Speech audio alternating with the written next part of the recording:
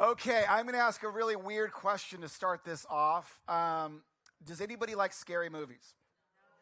You do? Okay. Got a couple of scary movie fans. All right. No, but for the most part, no. I used to like scary movies growing up. I did. I liked Halloween was a great movie. It's probably like the all-time classic. Texas Chainsaw Massacre still scares me. I can't even watch the previews. But Vic and we went to go see The Silence of the Lambs in the movie theater. I promise you. And I'm not lying. We jogged to the car, trying to act tough, but we jogged to the car. We thought Hannibal Lecter was going to eat us. When we get out, we were totally scared. It's what it does to your mind, and then you start looking around at everybody, and you're thinking, "Is that Hannibal? Could that possibly be Hannibal?" One of the shows that I kind of like watching is 2020. I like how they catch these people. I like how the process of how that goes. But Melanie cannot watch it. She will literally cover her ears and run out. And I go, "Why do you do that?" She goes, "Because I think I'm going to be the 2020 person. I feel like I'm the girl jogging one day when all of a sudden I disappear." And so, she won't even watch it. She thinks that's going to happen. She always goes, "I don't want to get 2020. That's what she always tells me. She always gets scared. But there's a reason for this, you guys, and I want you to understand this. When we're frequently assaulted with stories that stir our fear, we can begin to buy into the false belief that an unsettling expectation is an undeniable rule. Meaning, that happened on 2020, it's going to happen to me. I know it's going to happen to me. That happened in the movie. I know that's going to happen to me. And so we get scared and we start thinking, whatever there is, I don't want that to happen to me. Now, here's the problem with that. It's hard to be a good neighbor when you're afraid of everybody. Okay? And by the way, again, neighbors are not just people that live next to you. They're the people that are literally sitting next to you right now. So if you look over to whoever's sitting next to you, that's your neighbor. Okay? That's your neighbor. Now, how am I supposed to be a good neighbor if I think my person sitting next to me is Hannibal Lecter?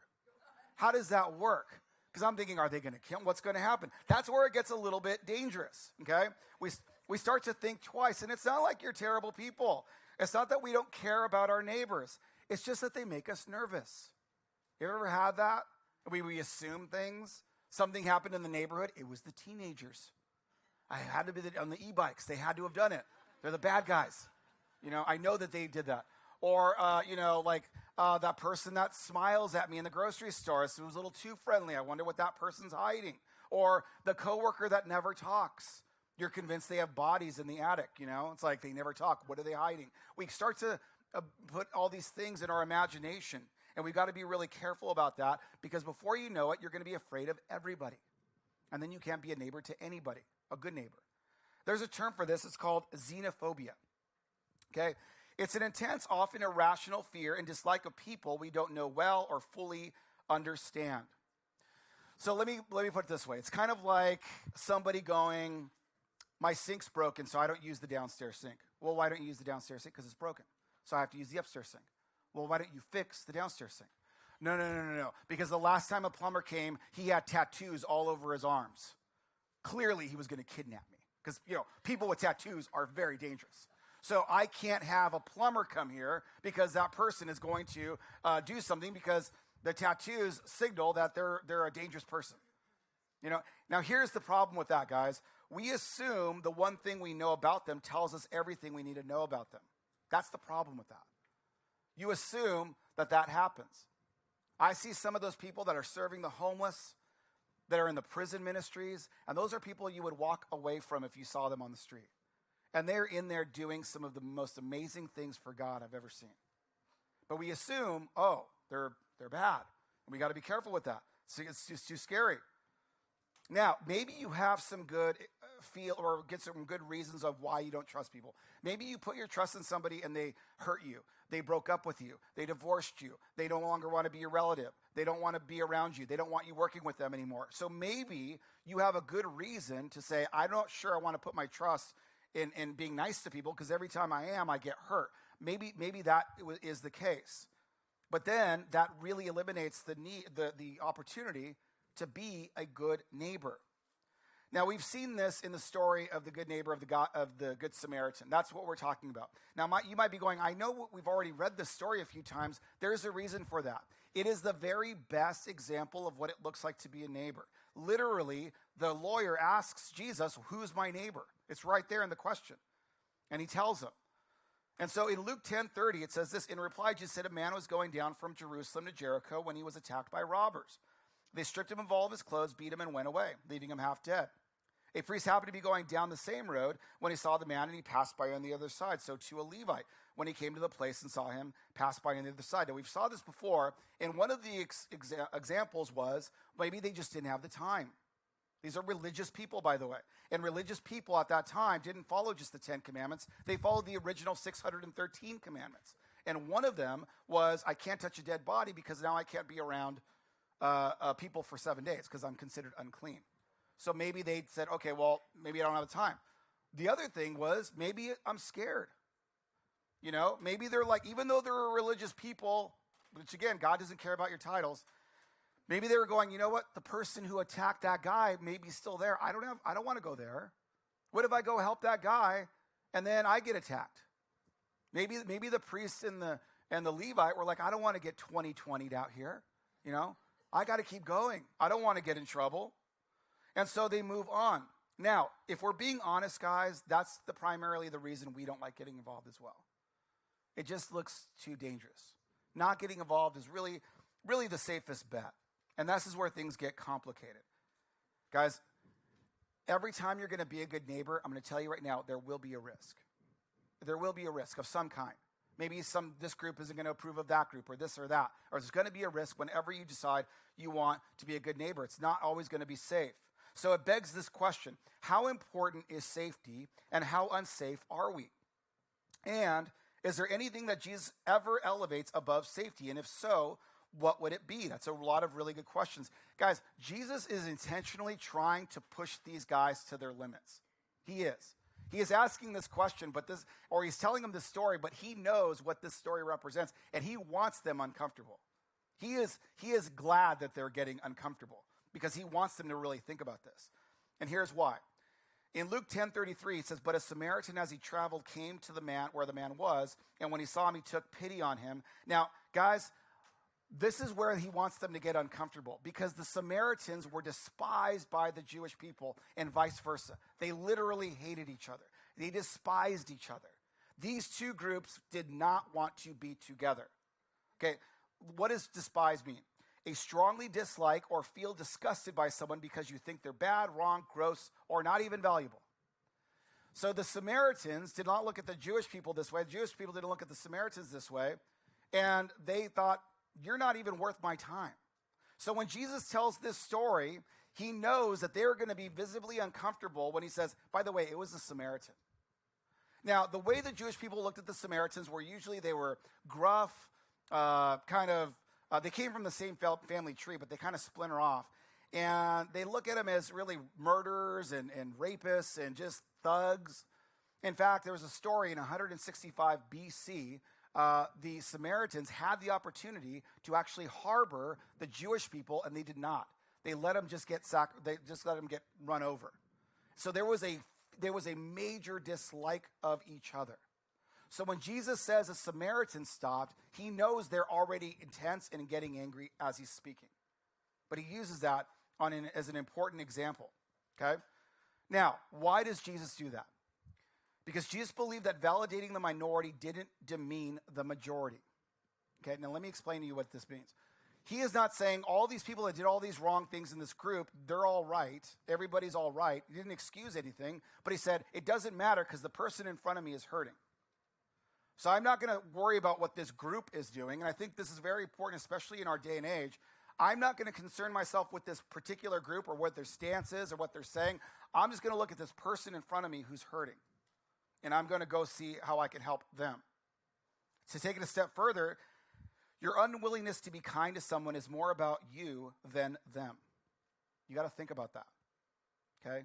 Jesus believed, again, that validating the minority didn't mean the majority, and so he's not excusing all the wrongdoings. He is saying you need to take care of who is in front of you. Now, what does that mean to validate? Validation is the recognition or affirmation that a person's feelings and experiences are valid or worthwhile. Validation is very, very important. Whenever I see somebody in pain or I'm counseling somebody, I always look them in the eyes. And I always want to put myself in their position. Why? Because they need to be validated, because maybe I may not agree with what they're going through. Maybe I don't see eye to eye on what their point is, or their political point, or their social point, or whatever. But I could understand that they're hurting, and I need to come alongside them. And there is something so powerful just about validating somebody's pain. Christians, I'm specifically talking to us here. When you're talking to a non-Christian, it is not your job to convince them otherwise. It's not. You don't have that authority. Neither do I. The Holy Spirit can do that. That's his job. But it's your job to just be kind to them, to listen to them. What if they don't agree with your value system or your faith or whatever? So what? They have their own. Don't just shut them down. Listen to them. You don't have to agree with that. What if that group did all these bad things? I'm not saying what the majority did was right. I'm saying I'm talking to a person right in front of me, and I'm seeing that they're in pain, and I want to come alongside them. Why is this important for Christians especially? Guys, if you can't validate how they feel, they don't care about what you think. They just don't. It doesn't matter. Love demands we enter into specifics of those not like us. I know, actually, if you don't follow Jenny on Instagram. She does a great job of this. She just does a great job of pulling people together that don't all agree on the same thing.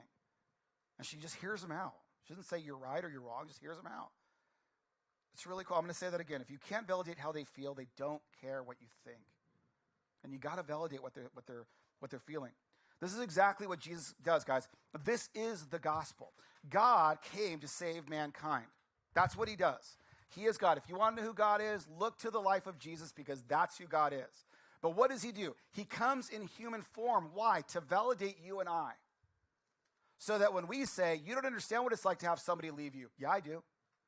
You don't understand what it looks like to have pain so terribly you almost wish you were dead. Yeah, I do. You don't understand what it's like to have your best friends turn on you. Yeah, I do. You don't understand what it's like to have a loved one die. Yeah, I do. You don't understand what it's like to profess your faith only to be made fun of. Yeah, I do. I know all of that because I validated you as humans, and I came down as one of you so that I could validate you. So that when you say it's not fair, I could say, I know what it's like. I get it. That's why he did it. So that we could validate us. And he says here in Matthew 7:12, in everything, treat others as you would want them to treat you, for this fulfills the law and the prophets. This means the same people that spit on Jesus, this means the same people that tortured him, he was going to love just the same as he loves the people that followed him. So another way to say this is do unto others the good that they will not do unto you. Now, that's exactly what he does. And it's in those stories that stand out, you guys. Guys, you could hear a million, zillion stories. All you got to do is put on the news. And you could hear about this group hates this group, and then they fight. And then this group hates this group, and then they yell at each other. And this group hates this group, and they're all terrible. You could see all that. But what about when somebody actually takes the step to say, I'm going to live this out, even though our two sides may not agree right now, I'm going to live out what it looks like to love the person right in front of me. Well, a really good example of this is a few years ago, our country was it was a mess with a lot of rioting. Minority groups were really upset with the police. The police were not trusted. A lot of people wanted to defund the police. And it was just a mess. It was not good. It was really bad. In the midst of all of that uncertainty, we see stories like this. Vic, can you get the lights? I'd like to see this. Step by step, a young man's walk home from work has turned his entire life around. Steve Hartman has a story of partnership. Finish 97, I'm coming 97. It had all the makings of a bad situation. It's not very well lit out here. Late at night, in an industrial section of Benicia, California, Officer Kirk Keffer says he spotted a shadowy figure in a dark hoodie. And he kind of caught me off guard because I normally don't see anybody out there, and there's no sidewalks, and he's kind of walking on the side of the street. You knew it wasn't right. Right, it wasn't right. Or was it? Jordan Duncan says he was minding his own business. And I noticed that it was a police car, and I was like, oh, okay, I'm not going to move. I don't want him to think I have any weapons. Jordan explained to the officer that he was just walking home from work. There was no crime, Kid didn't need help. By all rights, Officer Keffer could have, and many officers would have, just left him alone. But Keffer isn't that kind of cop. He gave Jordan a ride, and more importantly, he gave him a listen. What struck you? Just his drive, his work ethic. And to me, that speaks volumes. As Keffer took Jordan from where he works on the line here at Proform Laboratories, he started to really appreciate the young man sitting next to him. Because this wasn't just a trip around the block. This was a 7-mile trek, a 2.5-hour walk to Jordan's house, a whole town away in Vallejo, California. He said, and you're walking? I said, yeah, I'm walking. Not many 18-year-olds that you meet have that kind of mindset. They don't even want to walk down to the store, let alone walk, 7 miles just to get to work. Jordan says he started walking to work after his car broke down last May. He says people have offered him rides, but he wants to make it on his own. And when Keffer heard that, he had heard enough. He immediately made plans to visit Jordan again. He said, hey, Jordan, you remember me, right? I was like, How could I not? How could I not? So I said, Jordan, you're not in trouble. I said, we just want to give you something. To ease his commute, Keffer got the police association to buy Jordan a new bike. I was just looking at the bike like, this bike is going to be cherished. Keffer also raised an additional $38,000 to help him buy a car and pursue his career goal, which is to be a police officer. It's an honorable job. Jordan even got to ride along on a shift. I wanted to show him what law enforcement does. You're not going to shake this kid now. No. He's no, yours. He's mine. Yeah. What started with a tense encounter may end with a perfect partnership. Okay, yeah. That is the most Christian thing you can do. Notice that guy didn't say you should believe in Jesus or you should do this or you should do that. He just came alongside him and helped him. No matter what the situation was like. That's the most Christian thing you can do. I think we get too caught up in being right. And all arguing does about trying to be right, it just makes us more lazy and stick to our own little tribes. That is what you could do. Guys, the decision to love like Jesus is yours and yours alone. It's up to you. So getting back to this Samaritan story.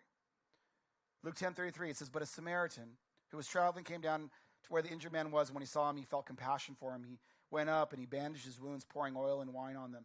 Then he put him on his own animal, brought him to an inn and took care of him. The next day he took 2 silver coins and gave them to the innkeeper, saying, take care of him, and whatever more you spend, I will repay you when I come back this way. The Samaritan serves him, even if there was an element of fear to this. Even if this is your group and we're my group and we don't get along and this isn't who we are. We talked about last week how boundaries, he doesn't stay with them the entire time. He goes on his way, does what he can with what he has. But to help others, guys, we have to identify with others. You can't just be here and say you're wrong. You have to identify with them. I don't know what it looks like to live my life living a lie. I don't know what's that like. I'm a pretty open book. But I think there are some people that are living a lie and they're trying to be something that they're not, and they're so frustrated. I don't know what it's like to live being raised by a Buddhist or Hindu. I don't know what it's like to be in prison. That last one, I hope I never know what it's like to be in prison. But I don't know what it's like. That should never, ever stop us from saying, what is it like? Instead of just saying, you're on this side and I'm scared of you, why don't we start talking? What is it like? How do you live? How is it like to live a life that's a lie and that you're scared to tell anybody how you're feeling inside? What is it like to have that faith? Tell me more. You okay? What was it like? That's interesting. I didn't know that. That's interesting. What's it like to be in prison? We have somebody here that educated me a whole lot on that. And the stuff that he did in prison changed his life for the better. He is in a great place because of his time there. And he loves the Lord. So you don't need to know exactly what it's like to care about them, guys, but here's the deal. The more we interact with those different from us, the more we realize they're not that different from us. Because at the end of the day, guys, we all want the same exact things. I want to be loved. I want to be heard. I want to be needed and wanted. We all have that, no matter what faith you are, no matter what political party you are, no matter what you believe, we all desperately want that. So instead of being in our tribes, and I'm this tribe, and you're that tribe, and we can't, no. How can we look to build that bridge? Look what Jesus says here in Matthew 25. He says, "For I was hungry, and you gave me food. And I was thirsty, and you gave me something to drink. And I was a stranger, and you invited me in. I was naked, and you gave me clothing. I was sick, and you took care of me. I was in prison, and you visited me." And then the righteous will answer him, "Lord, when did we see you hungry and feed you, or thirsty and give you something to drink? When did we see you a stranger and invite you in, or naked and clothe you? When did we see you sick or in prison and visit you?" And the king will answer them, "I tell you the truth. Just as you did this for the least of these, my brothers and sisters of mine, you did it for me." This is something I think as Christians we forget because we get so caught up in being right all the time. Guys, listen. We're not messing around here. We're not playing church. And we're not just setting up something so we could just gather and do a lot of talking every Sunday. This church is going to do something. We are going to be the hands and feet. But it's going to require all of us to jump in. Next month, on February 6th, I need to see as many of you here as I can. This is when we're talking about the child sex trafficking. Can we end child sex trafficking? Nobody talked about ending it, but can we do something about it? Yes. What's the first step? Awareness. Because many of you have no idea that there are young girls in South Orange County that are being trafficked. No idea. Because we're in our bubbles. Me too. My life consists of South Orange County, the beach, and Disneyland. So we're all in bubbles. Okay? But God did not put us here just to be comfortable. And I said it last week about serving or giving. God does not have us here. We're building his church. Again, guys, I can't be more emphatic on this. When we go, and we will, every one of us will, he is going to ask you, what did you do with what I gave you? Well, I went to some church every now and then, and I sat in the back, and the messages were good, the music was good, and I don't know, whenever we weren't busy, we went. That's nothing. What did you do with what I gave you? Don't waste it. And to me, he's going to say, how did you care for and serve my flock? Those aren't your people. Those are my people. What did you do? And I cannot stand by and say, I made them comfortable. That's not enough. I want them to follow me, to take me seriously, to expand my kingdom. And something like this, guys, February 6th is a great opportunity to do that. Just hearing about this, being aware of it. It means canceling something, cancel something. You know? If Sunday mornings come up and you're really busy, then change other things and get here so that we could do what he's asked us to do. And that might not be for everybody. And you know what? That's okay. But I am not going to slow down. I'm going to go pedal to the metal on this. God put us here for a reason. He opened those doors for a reason. And that's what we're going to do. See, guys, when Jesus wants us to do something for others, he's wanting to do something in us as well. And that's the key, you guys. It's just serving isn't just working for free. Giving does not mean just giving your money away to some willy-nilly thing. Serving, all these things, being aware of all these things. Guys, it's for a reason. It's what it's going to do for you.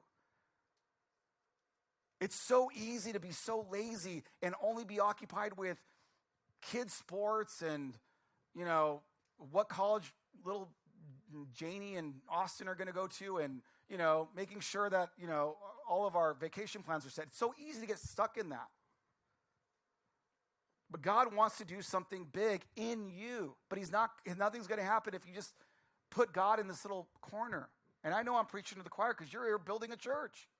You're the ones that are showing up. You're the ones that are saying, all right, let's do it. But that's something that we've got to do, and we've got to make sure that we remember this, guys. You see, to Jesus, faith is not simply a set of beliefs, it's a series of behavior.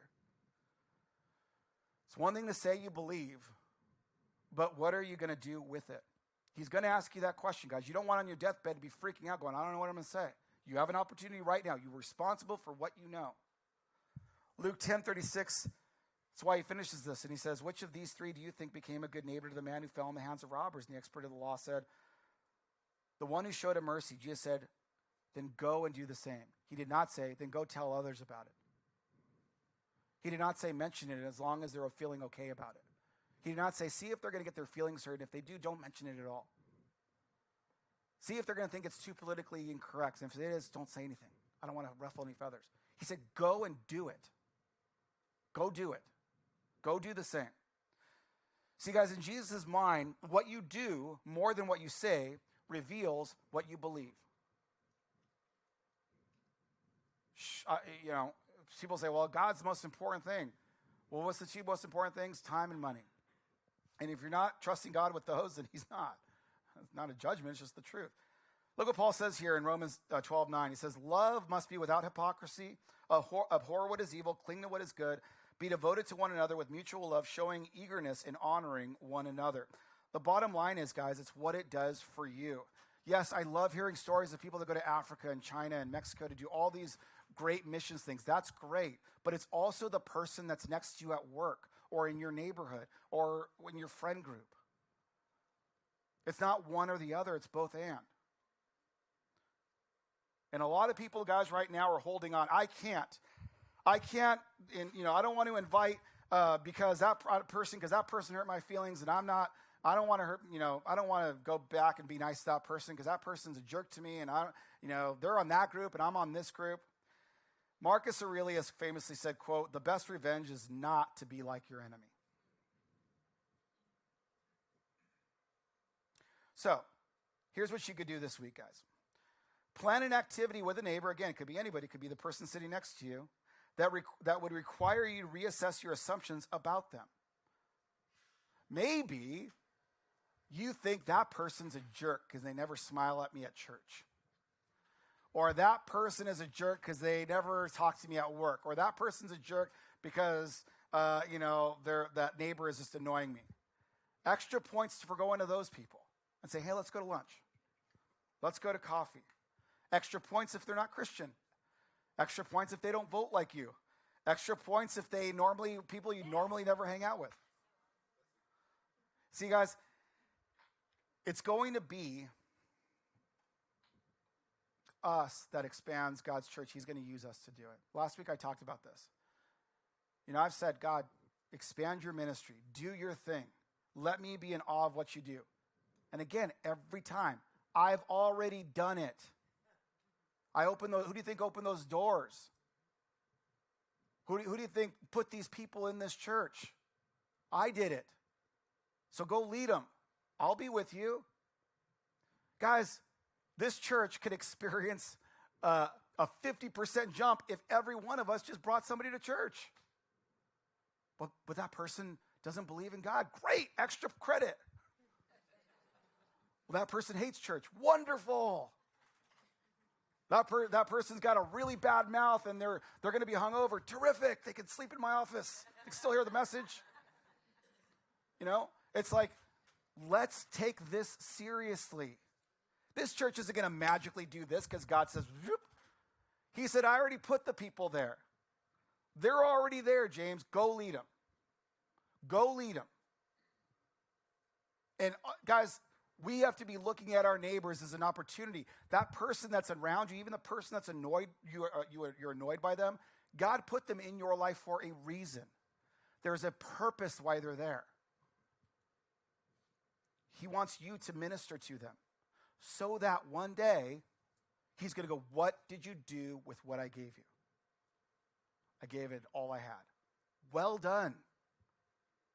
Come and receive your inheritance. That's my job. And we're not messing around. If you want to come along and do it, let's charge it. If this is too much, thank you for your time. But that's where we're going. That's where we're going. Let's pray. Father God, I just thank you for the opportunity to be in your church. God, these are the most loving people I have ever known. They have been here through the good times and the hard times. They continue to give and trust you with their finances. They've continued to serve you. They've continued to show up. They've continued to invite. They've continued to trust you. God, every week we pass by a church that has 1 million more resources and space and bells and whistles. And they said, this is what I want to do. I want to plant a new church. Not because we're better or worse than anybody, but because I've been called to plant something new. So I thank you for the love of this church family. And God, as the pastor here, I thank you for trusting someone who is so flawed like me, who has so many issues, who suffers with anxiety and fears. And you still trust an imperfect vessel like me to lead your people. And Father, it's loud and clear. I hear what you're saying. When I say, what do you want me to tell your people? You say, I want them to say, let's go. Stop talking. Stop making excuses. Let's go. There is work to be done. I want every one of those people to realize why I put them there. So God, when we have these things like these events, men's events, women's events, the speaker on child sex trafficking, Rooted, I pray that we take these things seriously so that I could do my best to say I'm leading them the best way that I can for you, Jesus. It's in your precious name. Amen. South Hills Church, I just want to take a moment and say thank you for watching our service online. Whether you're watching it for the first time or you're watching it again because you enjoyed the service so much from the weekend, I'd like to take a moment and dive into our giving. Every week we give people the opportunity to give back and give to the local church so that God can continue to bless your lives and bless your finances. Here at South Hills, we believe that everything comes from God. We believe that He's the one that chose us and brought us into this world, gave us our gifts and talents and abilities. And I just want you to know that when we give, we are giving back what God has already given to us. If you've ever seen any of our envelopes at a South Hills campus, you'll see on there that it says, every week at South Hills, your generosity is giving people the opportunity to live a better story. And there's a scripture on there in Matthew chapter 6, verse 21 that says, where your treasure is, there your heart will be also. So I want to encourage you today to click down below and set up your giving, whether it's for the first time or whether you're doing reoccurring giving. We have 4 ways to give here at South Hills. 1, you can do it in person at any of our campuses through an envelope. Or 2, you can actually text any amount that you would like to 84321. And the 3rd way is to download our Church Center app. I encourage you to do this one because the Church Center app gives you opportunity to stay connected with our church and your campuses. It's a great tool and resource for you to know what's going on. And the 4th way to give is to give online. You can go to southhills.org/give and you can set up your giving there. Whether you're a guest of our church or whether you are a member of our church, or whether you simply just like to watch our services, I encourage you to trust God with your finances so that He can bless and anoint your finances and you can be trusting God in this journey of living life to the fullest. I love you and thank you for watching our online service today.